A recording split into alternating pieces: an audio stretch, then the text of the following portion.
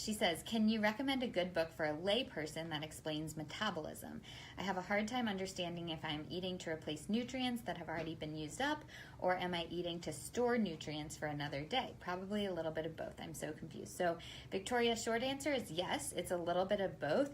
Our nutrient levels are like a complex dance or pattern that it's really, really hard to understand. It's not just like, oh, I have a little cavity over here for vitamin C, and when my cavity is empty, when I use up all my vitamin C, I need more. If it were that simple, it would be a lot easier to understand and a lot easier to treat our bodies well.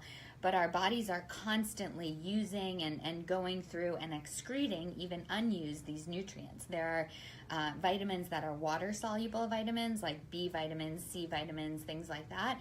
And then there are fat-soluble vitamins. These are A, D, E, and K. These are the reasons why I usually suggest eating your veggies with some source of fat, like putting full-fat dressing on your salad, just a little bit, not crazy, but having some fat, or having olive oil with my veggie pack or things like that, because some of the vitamins are fat-soluble, A, D, E, and K. So those fat-soluble stay in your body a little bit longer because they're stored in your fat tissue. The water-soluble really get excreted quickly whether you're using them or not. So you need an almost continuous supply of those. Then there's another whole set, which are minerals, and these are often stored in your bones, muscles, things like that.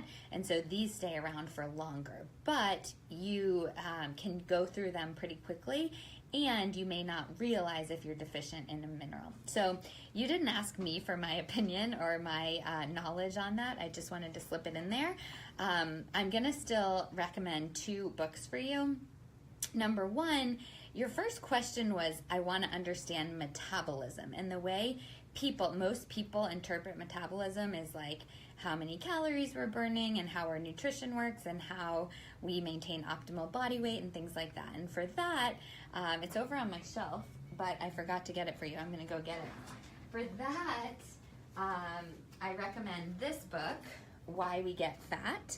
I don't really like the title because I don't allow the word fat to be used in my office unless we're talking about like avocados and stuff like that. But this book is really great. Gary Taubes is a great writer, and it's a little bit scientific, but it's kind of for the layperson too.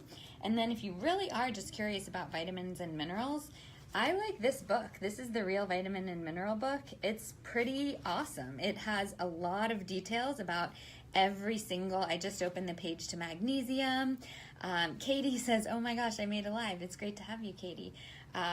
Vitamin B, vitamin E, every single vitamin and mineral that you would commonly take, it goes through, but in the intro, it kind of explains what vitamins and minerals are and how we use them. So those are the 2 I would recommend.